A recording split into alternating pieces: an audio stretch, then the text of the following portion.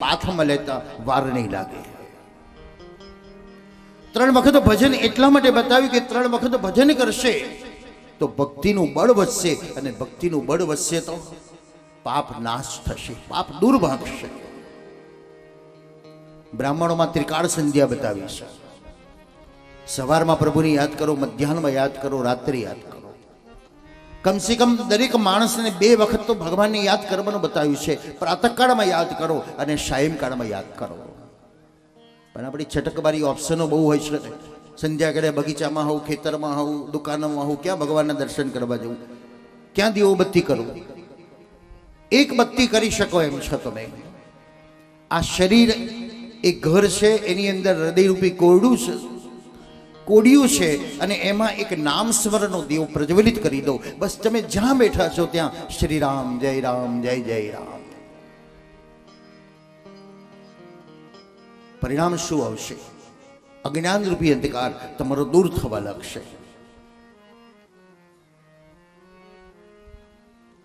પૃથ્વીએ ગાયનું રૂપ લીધું. ભગવાને આકાશવાણી કરી. સમય પર સમય વ્યતીત થવા લાગ્યો.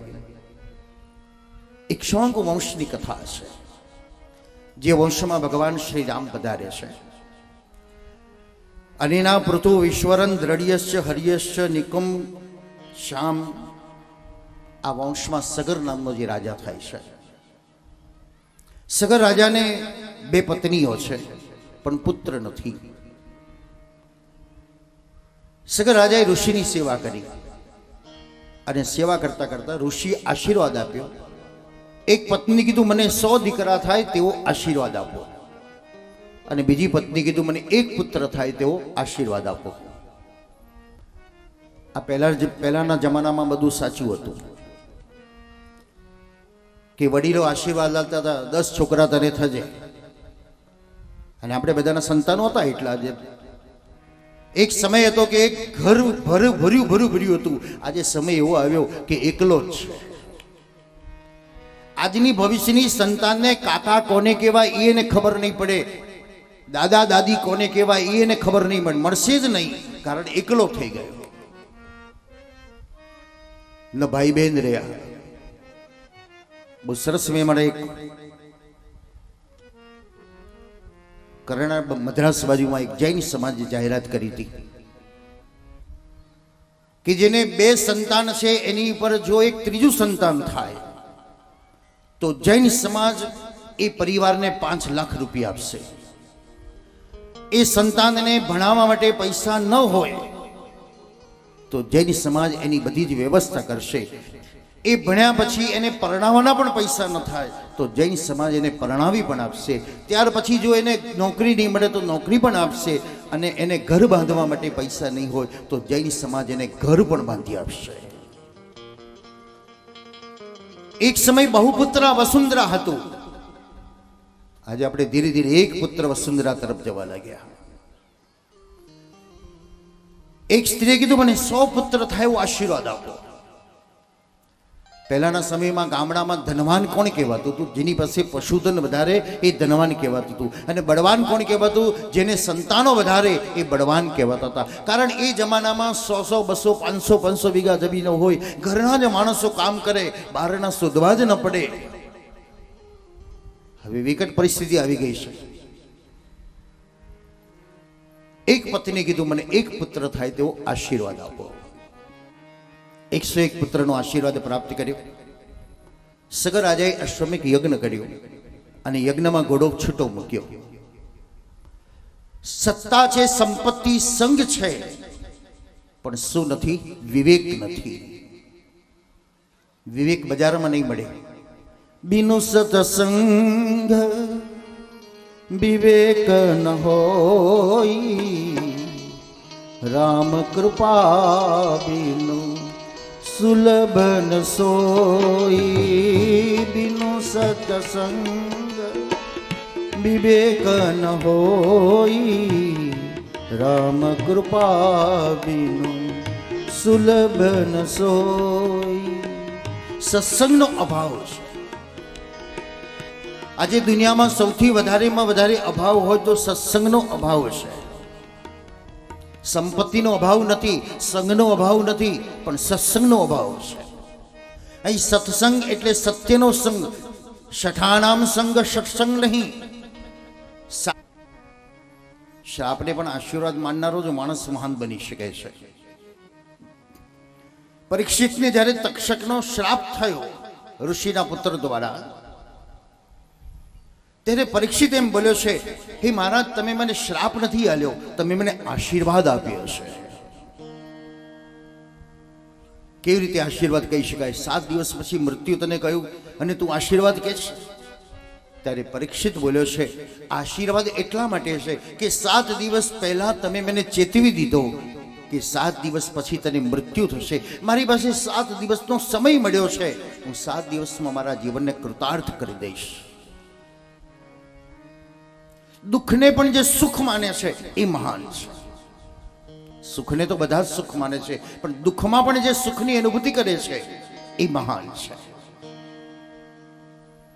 અહલ્યાએ જે તપશ્ચર્યા કરી, જે ભગવાન શ્રી રામના ચરણ સ્પર્શથી અહલ્યાનો જે ઉદ્ધાર થયો છે, અને આ લીલાને કેવટ રામાયણમાં નાવ પાર કરવી છે. અને કેવટ કે ભગવાન, તમારા ચરણ રસથી જો પથ્થરની અહલ્યા બની જતી હોય તો મારું આ નાવડું છે, એક તો ઘરમાં છે અને બીજીને હું શું કરીશ? પગ મને ધોવા દો રઘુરાય, શક પડ્યો મન માય, પગ મને ધોવા દો રઘુરાય. ભગવાન સમજી ગયા કેવટની કળા કેવી છે. ચરણ પખાડ્યા.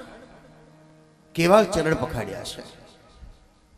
કોઈ પાત્ર નથી, પણ પોતાના હાથને પાત્ર બનાવ્યું છે. હૃદયના ભાવાશ્રુએ ગંગા જમનાનો પ્રવાહ બનાવ્યો અને પ્રભુ શ્રી રામના ચરણ પખાડ્યા છે. રામને કે તમને નાવડામાં બેસતા બીક લાગશે, મારા ખભા ઉપર હાથ મૂકી દો. ગોર ગોર ચક્કર મરાવે. લક્ષ્મણને ગુસ્સો આવ્યો કે જલ્દી કિનારે લઈ જાને, આમ ગોર ગોર ફેરવે છે. ત્યારે કેવટ બોલ્યો છે, ભગવાન, 2-4 ચક્કરમાં તમે આટલા બધા ગુસ્સે થઈ ગયા. અમે મનુષ્ય જીવ સારા કહેવાય કે 84 લાખ ચક્કરના યોનિઓમાં ફરીએ છીએ, અને છતાંય અમે નારાજ થતા નથી. દ્રૌપદી સતી છે. 5 પતિઓ જેના છે એનો ઇતિહાસ બતાવે છે કે જ્યારે દ્રૌપદી તપશ્ચર્યા કરી હતી અને તપશ્ચર્યા કરતા પરમાત્મા પ્રસન્ન થયા, ત્યારે એક માગ કર્યું, મને પતિ આપો, પતિ આપો, પતિ આપો. તો આશીર્વાદ મળ્યો, 5 પતિ થશે.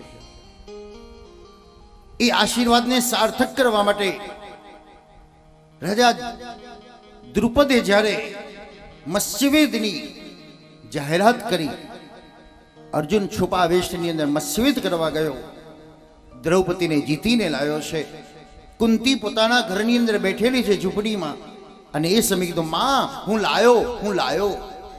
શું લાવ્યો એ માએ ન પૂછ્યું, પણ કહી દીધું, બેટા જે લાયો એ 5 જણા વેચીને લઈ લો. હવે વિકટ પરિસ્થિતિ આવી ગઈ. માએ જોયું તો આ તો સ્ત્રી છે, દીકરી છે. 5 ભાઈઓને વરી ગઈ, છતાં પતિવ્રતા બતાવી છે. જેની સાથે બેસે છે એ સમયે બીજા કોઈનો વિચાર નથી કરતી, બીજા કોઈને યાદ નથી કરતી.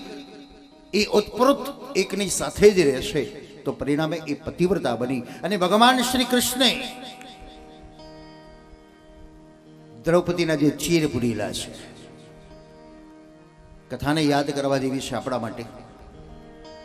ઘરમાં તમે જે સાસુ બન્યા છો એ સાસુ શા માટે બનાવે છે? વિચાર કરો, તમને દીકરીઓ કેમ મળે છે? બધી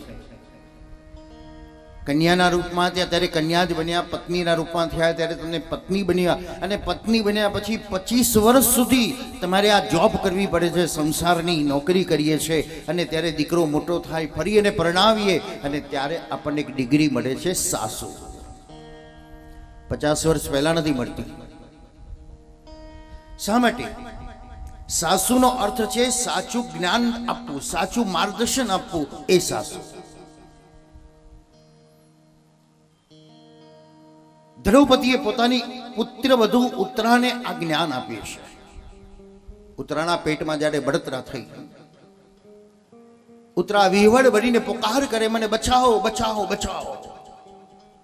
ત્યારે દ્રૌપદી કીધું, બેટા કોઈની પાસે હાથ લાંબો ન કરીશ, કોઈની પાસે ન જઈશ. કેમ? મારો અનુભવ છે. સંસારના 50 વર્ષમાં આપણા બધાના અનુભવ છે, સમાજના, પરિવારના, આર્થિક, માનસિક, શારીરિક કેટલા સંઘર્ષો આપણે પ્રાપ્ત કર્યા છે.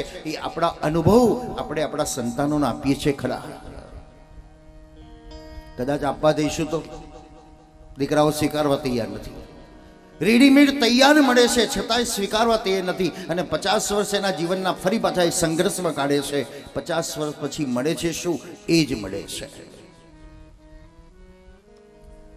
દ્રૌપદીએ ઉત્તરાને કીધું, બેટા મારો અનુભવ છે. 50 વર્ષના જીવનમાં આપણે બધાએ અનુભવ કરી લીધેલા છે. કયો અનુભવ દ્રૌપદીએ બતાવ્યો? ભર સભામાં મારી લાજ લૂંટાતી હતી. મારા સસુરો, વડીલો, બંધુઓ, સ્વજનો, ગુરુજનો, પતિઓ બધાની સામે જઈને મેં ખોડો પાથર કર્યો, બચાવો બચાવની બૂમો પાડી. બેટા એ સમયમાં બચાવનાર કોઈ ના આવ્યું. કોણ આવ્યો? ભગવાન દ્વારિકાધીશ. पुकार कर तू भगवान, पुकार से वो मिलते हैं. फिर दूसरी बात तू करते की वो अधऊ. जो प्यार है वो प्यार है, फिर दूसरी बात तू करते की. દુનિયાના અનુભવ બહુ કર્યા, દુનિયાની સામે હાથ બહુ જોડ્યા, ખોડા બહુ પાથર્યા. એકવાર ઈશ્વરની સામે જઈને ખોડો તો પાથરો, એકવાર એના નામનો પોકાર તો કરો, એકવાર તમે એને કહો તો ખરા કે તું મારો છે, હું તારો છું. सर्वेशम प्रभु संबंधो न प्रत्येक स्थिति अतोन्य विनियोगो भी चिंता का स्वस्थ सोपी છે. શ્રીમદ વલ્લભ તેથી આજ્ઞા કરે છે કે જેને ભગવાનની સાથે આવો સંબંધ બાંધ્યો છે એને કોઈ ચિંતા નથી. चिंता कापि न कार्या निवेदित्यात्म कदापिति भगवान अपि पुष्टिस्थौ न करिष्यति लौकिकम जगति. महाभारतની કથા કહે છે ભીષ્મ પિતામહે ભયંકર પ્રતિજ્ઞા લીધી, આવતીકાલનું યુદ્ધ ભયંકર થવાનું છે. કાં તો હું મૃત્યુ પામીશ અને કાં તો અર્જુન મૃત્યુ પામશે. બધા જ યુદ્ધ શાંત થયું, પોતપોતાના તંબુમાં સૂતા છે. અડધી રાતે ભગવાન કૃષ્ણ જાગી જાય છે. શું ભય લાગ્યો, બીક લાગી ભગવાનને? ભગવાનને યાદ આવ્યું, દાદાની પ્રતિજ્ઞા છે. અર્જુને જાણ્યું હશે, અર્જુન જાગતો હશે, રડતો હશે, પથારીમાં આરોટતો હશે, અર્જુન ચિંતા કરતો હશે. હું એનો મિત્ર છું, લાવ એની પાસે જઈને બેસું, એને સમજાવું. ભગવાન આવો વિચાર કરી પોતાની પથારી છોડી અડધી રાતે અર્જુનની પથારી તરફ જાય. ત્યારે કૃષ્ણને આશ્ચર્ય થઈ ગયું. અર્જુન તો ઘસઘસાટ સૂતો છે. ભગવાને વિચાર્યું કદાચ એને ખબર નહીં હોય ને માટે ઊંઘ આવે છે. 4 વાગ્યાની ગાડી પકડવાની હોય તો આપણને ઊંઘ આવે ખરી? અર્જુનને ખબર નથી એટલે ઊંઘે છે. લાવ એને જગાડીને કહું, પછી જેવો કેવો કૂદકો મારે છે. અર્જુન, અર્જુન. હા ભગવાન, શું થયું? ભગવાને કીધું, મને નહીં તને થયું છે. મને શું થયું? તને ખબર છે શું? દાદાએ ભયંકર પ્રતિજ્ઞા લીધી છે, આવતીકાલે ભયંકર યુદ્ધ થશે, કદાચ તારું મૃત્યુ થશે તો. ભગવાને વિચાર્યું હમણાં અર્જુન કૂદકો મારશે, પણ કેટલો બરફ મૂક્યો હશે, કેટલો વિશ્વાસ હશે, કેટલી નિષ્ઠા હશે કે અર્જુન સહજતામાં એટલું જ બોલ્યો, ભગવાન એ તો મને ખબર છે. કૃષ્ણે કીધું તને ખબર છે છતાંય ઊંઘ આવે છે? ત્યારે અર્જુન બોલ્યો છે, ચિંતા કરનારો જાગી રહ્યો હોય તો મારે ચિંતા કરવાની શી જરૂર છે? આપણે બધા નાહકના ટોપલા લઈ લઈને ફરફર કરીએ છીએ. જેને મુખ આપ્યું છે ચાવણું આપવાનો પ્રયત્ન કરવાનો છે, બેસી નથી રહેવાનું. કીડીને, કણને, હાથીને મણે આપતો જ જાય છે, આપતો જ જાય છે. બહુ સરસ, આજકાલ તો વિજ્ઞાન એટલું સરસ થઈ ગયું છે. દરિયાની અંદર માછીમારો જાળ નાખે અને એ જાળમાં કેટલાય કાચબા ફસાઈ જાય છે.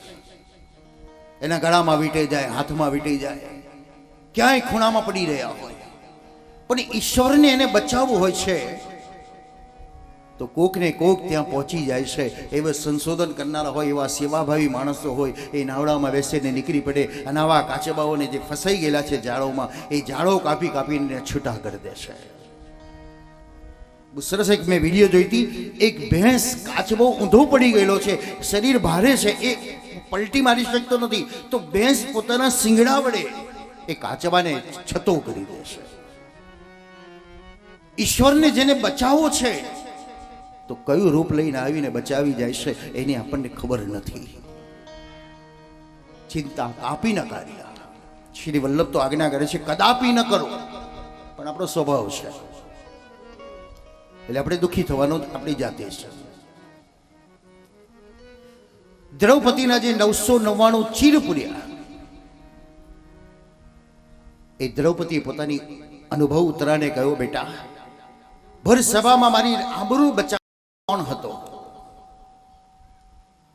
કોઈ નતો. એ સમયે મેં ભગવાનને યાદ કર્યા અને ભગવાને મારા 999 ચીર પૂરી મને બચાવી હતી. માટે બેટા તું ડાયરેક્ટ ડાયલિંગ કર દે. આપણે મધ્યસ્થીઓ કરવાની જરૂર નથી, ડાયરેક્ટ વાત કરી લો એની જોડે.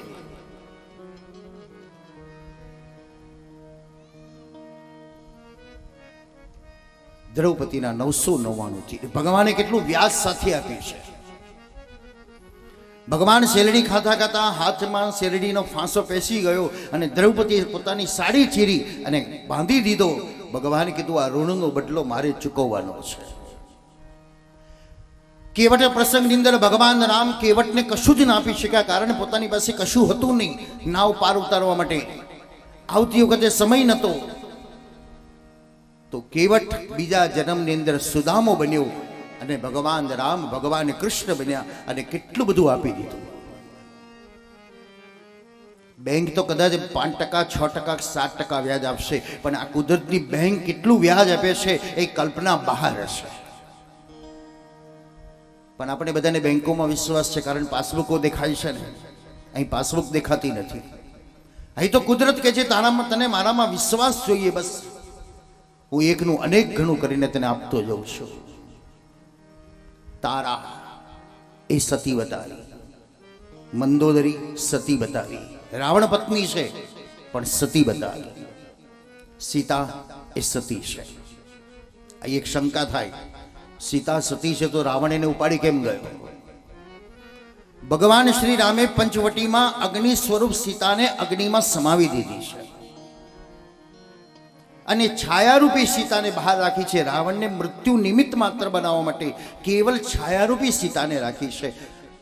અગ્નિ સ્વરૂપને તો અગ્નિમાં સમાવી દીધી છે. અહીં એક લક્ષ્મણ રેખા જે બતાવે છે, સ્ત્રી કેવી છે? અગ્નિ સમાન છે. પણ ક્યાં સુધી અગ્નિ સમાન રહી શકે? એ એની મર્યાદામાં રહે ત્યાં સુધી. લક્ષ્મણ રેખાઓ કોઈ ચમત્કાર નથી, પણ એની મર્યાદા બતાવી કે રાવણ પણ એને સ્પર્શ નથી કરી શકતો, પણ જો સહેજ મર્યાદા છોડે તો અનેક રાવણો ઊભા થઈ શકે છે. આદર્શ જે લીલાઓ છે, દેવી ભાગવતની માની વિશાળતા છે અને એ વિશાળતામાં પ્રભુ શ્રી રામની કથા તરફ પ્રયાણ કરીએ. જબ જબ હોય ધર્મ કે હાનિ, બાળ અસુર અધમ અભિમાની, તબ તબ પ્રભુ ધરી વિવિધ શરીરા, હરે કૃપા નિધિ સજ્જન બીરા. જ્યારે જ્યારે પૃથ્વી પર બહાર આવે છે ત્યારે ત્યારે ભગવાન એન કેન પ્રકારેના ભૂતલ ઉપર પધારે છે. બ્રહ્માના માનસ પુત્ર રાવણ અને કુંભકર્ણ, ખરદૂષણ અને સુપર્ણખા, આ બ્રહ્માના માનસ પુત્રો થયેલા છે. જય ને વિજયને જે શ્રાપ મળ્યો હતો એ બીજા જન્મમાં રાવણ અને કુંભકર્ણ બન્યા. રાવણે ભગવાન શંકરનું તપ કર્યું. તપ કરતા કરતા ભગવાન શંકર પ્રસન્ન થયા. એક માંગ્યું, મારું મૃત્યુ ન થાય. હિરણ્યકશ્યપે માગ્યું દિવસ રાત્રિ, ઉપર નીચે, ઘરમાં બહાર. એટલે રાવણને થયું કે મારા એક વાર તો મેં ભૂલ કરી દીધી કે વચગાળાનો રસ્તો લઈને ભગવાન આવી ગયા, તો હવે પૃથક પૃથક માંગુ. માનવ, પશુ, પક્ષી, અસ્ત્ર શસ્ત્ર, આ પશુ છે મારો ખોરાક છે એટલે વાંધો નથી, પણ આ બાકાઈથી કોઈ નથી મારું મૃત્યુ ન થાય. બ્રહ્માએ વરદાન આપી દીધું, શંકરે શક્તિ આપી દીધી. રાવણે હિમાલયને ઉચકી લીધો, પોતાની તાકાત બતાવવા ગયો, હિમાલયને ઉચકી લીધો. શંકર ડોલવા લાગ્યા, અભિમાન વધવા લાગ્યું. એકો હિ બ્રહ્મ દ્વિતીયો નાસ્તિ ન ભૂતો ન ભવિષ્યતિ. અતિ સંપત્તિ આવે તો માણસ પતનમાં જાય છે, અતિ જ્ઞાનથી પણ માણસ પતનમાં જાય છે. અતિ ભક્તિ આવી જાય તો પણ એ રાહ ભૂલી જાય છે. શ્રી રાધાની કથા બતાવે છે કે રાસ ખેલતા પહેલા ભગવાન શ્રી રાધાની સાથે એકલા જઈ રહેલા છે. એટલે રાધાને થોડું ગૌરવ થયું, અભિમાન આવ્યું કે ભગવાન મને એકલા જ ચાહે છે. જુઓ, આ બધી ગોપીઓને છોડી દીધી. શ્રી રાધાજીએ કીધું, કન્યા મને થાક લાગ્યો છે, ઉચકી લે. ભગવાને શ્રી રાધાને ઉચકી લીધા. ચાલતા ચાલતા રાધાને કૃષ્ણ જઈ રહેલા છે, ત્યાં રાધાએ કીધું, ભગવાન કેટલી સરસ મજાની કેરી છે, મારે આ કેરી ખાવી છે. ભક્તિ માણસને ટોપ લેવલ સુધી લઈ જાય છે, પણ શું જો સેજ બે ધ્યાન થયા, પદ પ્રતિષ્ઠા સત્તા વૈભવ સંપત્તિ, તો ભગવાન હાથમાંથી જતા રહે છે. શ્રી રાધાજી આ કેરીની ડાળખી પકડવા જાય અને કૃષ્ણ ત્યાંથી દૂર થઈ જાય છે. જો જો પરવર્તી બાઈ પેસી જાતા, કરશે કાઈ નું કાઈ, રાખો પૂરી પ્રીતિ ભગવાનમાં. યોગી પુરુષો મહાપુરુષોએ પોતાના જીવનને કેટલો સંયમિત રાખ્યું હશે કે ક્યાં પદમાં ના ગયા, કોઈ પ્રતિષ્ઠામાં ના ગયા, કોઈ વૈભવમાં ન ગયા, કોઈ કીર્તિમાં ન ગયા. ઘણું બધું આહવાન પ્રલોભનો મળતા હોય છે, પણ છતાંય પોતાનું લક્ષ્ય નથી છોડ્યું, તો આજે પૂજનીય બની જાય છે. કુંભકર્ણે બ્રહ્માની પાસે માગ્યું, એને ઇન્દ્રાસન જોઈએ છે, પણ સરસ્વતી લીલા કરી ઈનો ની કરી દીધો અને નિદ્રાસન માગી લીધું. એક રામાયણમાં વિભીષણે માગ્યું છે અને શ્રીમદ ભાગવતમાં કુંતામાએ માગ્યું છે. આપણે બધા તો બહુ જ માગીએ છીએ, પણ આ બે જણાએ વિશેષતાથી માગ્યું છે. વિભીષણ એમ બોલ્યો છે, આપત્તિ વિપત્તિ સુખ દુઃખ આવે પણ ભગવાન આપનું સ્મરણ ન ભૂલો.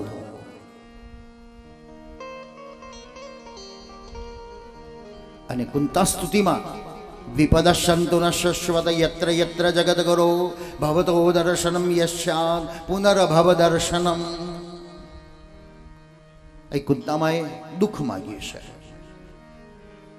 14 વર્ષ સુધી અમને દુઃખ હતું તો ભગવાન તમે અમારી જોડે ને જોડે હતા, અને આ સુખ આવ્યું તો ભગવાન તમે અમારાથી દૂર જતા રહ્યા.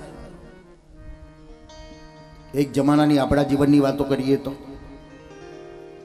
રોજ નિયમ હતો, જમ્યા પછી 5 માળા કરવાની. ઓટલે બેઠા બેઠા કે ઘરમાં બેઠા બેઠા માળા પાલવની નીચે મૂકીએ, હાથ પંખો ખાતા જઈએ, છીકણી ડબલી લેતા જઈએ, માળા કરતા જતા હતા.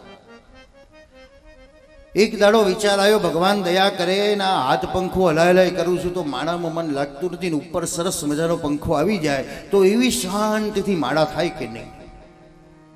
અને ભગવાને કૃપા કરી દીધી તમારી ઉપર, ઘરમાં પંખો આવી ગયો. રોજના નિયમ પ્રમાણે તમે પંખો ચાલુ કરીને માળા કરવા જેવા બેઠા છો, 1 માળા 2 માળા થઈ ન થઈ અને નિદ્રા દેવી આવી ગઈ. ચાલો સુઈ જા, પછી માળા કરીશું. સુખની અંદર પ્રભુ ભૂલી જવાય છે. હાથ પંખો હલાવતા હલાવતા 5 માળા પૂરી કરતા હતા, આજે પંખો આવી ગયો તો માળા અધૂરી રહી ગઈ. કુંતામાએ માગ્યું, મને દુઃખ આપો. આપણે દુઃખ નથી માગવું, પણ કમસે કમ ભૂખ તો માગવી છે. ઘણી બધી ભૂખો છે ને આપણને, સત્તાની, પદની, પ્રતિષ્ઠાની, કીર્તિની. તો એક ભૂખ માગી લો, મને ભગવાન ભક્તિની ભૂખ આપો. માગુ ભો ભવની ભક્તિ, માગુ ભો ભવની ભક્તિ, નથી જોઈતી રે મુક્તિ, નથી જોઈતી રે મુક્તિ, જગના સ્વામી રે પધાર્યા મારે આંગણે. માગુ ભવો ભવની ભક્તિ નથી જોઈતી રે મુક્તિ. જગના સ્વામી રે પધાર્યા મારે આંગણ. અંતરયામી રે પધાર્યા મારે આંગણ. ભગવાનની પાસે માગવાની ભક્તિ માગવાની જરૂર છે અને ભક્તિથી ભગવાનની પ્રાપ્તિ થાય છે. વિભીષણે માગ્યું ભગવાન આપનું સ્મરણ ન બોલો, તો હનુમાનજી યાદ કરે છે કે આ રાક્ષસોની વચ્ચે, આ ગંદવાડાની વચ્ચે આ એક કમળ ક્યાંથી ખીલ્યું જે રામ રામનું સ્મરણ કરે છે. ત્રણેય જણાએ તપ કર્યું. લંકાનો રાજા રાવણ બન્યો, મંદોદરી સાથે લગ્ન કર્યા, પૃથ્વી પર ભાર થવા લાગ્યો. જ્યારે પૃથ્વી પર ભાર થાય છે ત્યારે દેવતાઓ એ શક્તિરૂપી પૃથ્વીના શરણમાં જાય છે અને એ સમયે પૃથ્વી ગાયનું રૂપ ધારણ કરી ભગવાનને પાસે જાય છે. એ રામ પધારવા હોય કે કૃષ્ણ પધારવા હોય ત્યારે દેવતાઓ પૃથ્વીને આગળ કરે છે, ગાયને આગળ કરે છે અને પ્રાર્થના કરાવે છે. દેવતાઓએ પ્રાર્થના કરી ભગવાન પધારો. ભગવાને કીધું આવું ખરો, પણ તમારે બધા કામ તો કરવાનું ને.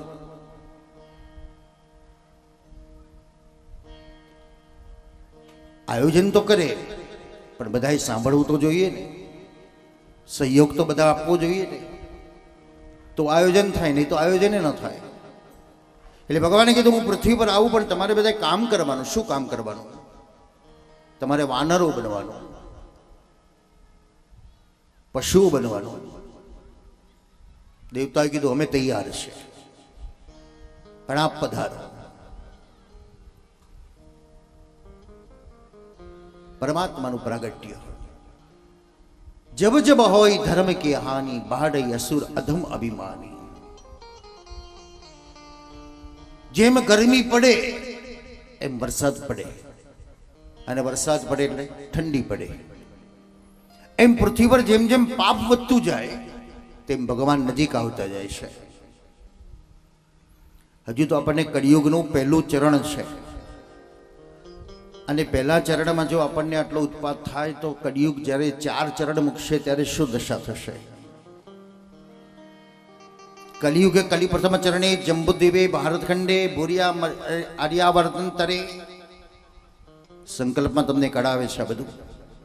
એક ચરણ મૂક્યું છે ને આટલો ઉત્પાદ થાય છે તો 4 ચરણ આવશે ત્યારે શું થશે? કલિકાલના જે લક્ષણો બતાવે છે કે વાછરડી દૂધ આપતી થઈ જશે, માણસ થીંગણો બની જશે, વૃક્ષો છોડવા જેવા ફળફૂલ આપતા થઈ જશે. આજે હાઇબ્રિડ બનવા લાગ્યું છે બધું. નાના નાના છોડ હોય તો એ ફળ આવી જાય. એ કળિયુગના લક્ષણો જાણે શરૂઆત ન થઈ હોય. માણસ થીંગણો બની જશે. જ્યારે દુનિયાની રચના થઈ ત્યારે ભગવાને બહુ સુંદર આયોજન કર્યું હતું. દુનિયાનો માણસ પહેલી વાર ભગવાન પાસે ગયો કે ભગવાન અમારે જીવન કેવી રીતે જીવવાનું, એક જીવન જીવવાની કળા શીખવી દો ને.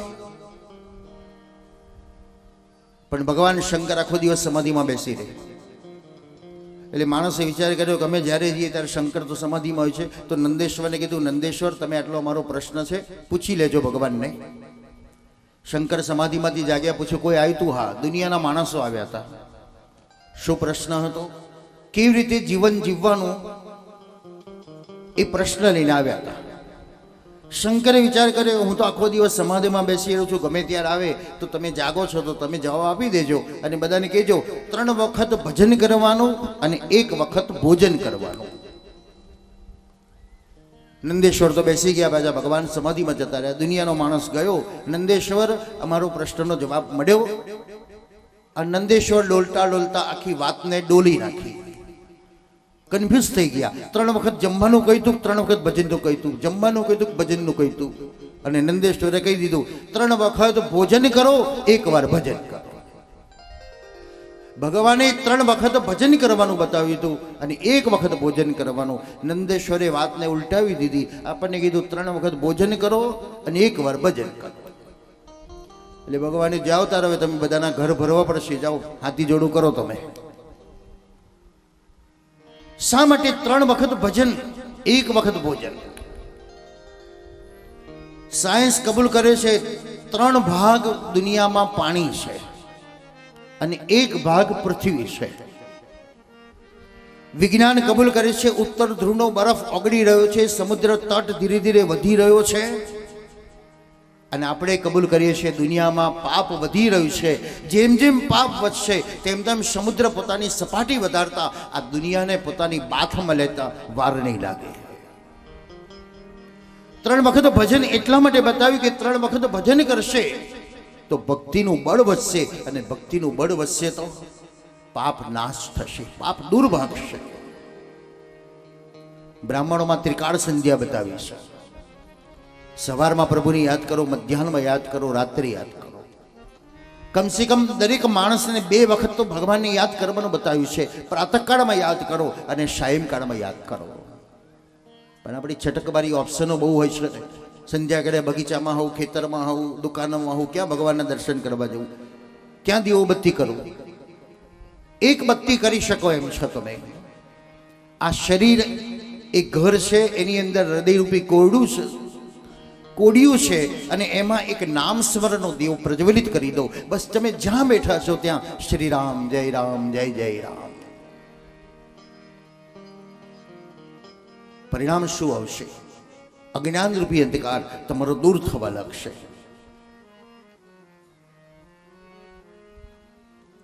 પૃથ્વીએ ગાયનું રૂપ લીધું. ભગવાને આકાશવાણી કરી. સમય પર સમય વ્યતીત થવા લાગ્યો. ઇક્ષ્વાકુ વંશની કથા છે, જે વંશમાં ભગવાન શ્રી રામ પધારે છે. અનેના પૃથુ ઈશ્વરન દ્રઢ્યશ્ચ હર્યશ્ચ નિકુમ શ્યામ. આ વંશમાં સગર નામનો જે રાજા થાય છે. સગર રાજાને 2 પત્નીઓ છે પણ પુત્ર નથી. સગર રાજાએ ઋષિની સેવા કરી અને સેવા કરતા કરતા ઋષિએ આશીર્વાદ આપ્યો. એક પત્ની કીધું મને 100 દીકરા થાય તેવો આશીર્વાદ આપો, અને બીજી પત્ની કીધું મને 1 પુત્ર થાય તેવો આશીર્વાદ આપો. આ પહેલાના જમાનામાં બધું સાચું હતું કે વડીલો આશીર્વાદ આપતા હતા 10 છોકરા તને થજે, અને આપણે બધાના સંતાનો હતા એટલા જ. એક સમય હતો કે એક ઘર ભર્યું હતું. આજે સમય એવો આવ્યો કે એકલો જ છે. આજની ભવિષ્યની સંતાનને કાકા કોને કહેવાય એને ખબર નહીં પડે, દાદા દાદી કોને કહેવાય એને ખબર નહીં પડે, મળશે જ નહીં, કારણ એકલો થઈ ગયો. ન ભાઈ બહેન રહ્યા. બહુ સરસ મેં મારે એક કર્ણાટક મદ્રાસ બાજુમાં એક જૈન સમાજે જાહેરાત કરી હતી કે જેને 2 સંતાન છે એની પર જો એક ત્રીજું સંતાન થાય તો જૈન સમાજ એ પરિવારને 5 લાખ રૂપિયા આપશે. એ સંતાનને ભણાવવા માટે પૈસા ન હોય તો જૈન સમાજ એની બધી જ વ્યવસ્થા કરશે.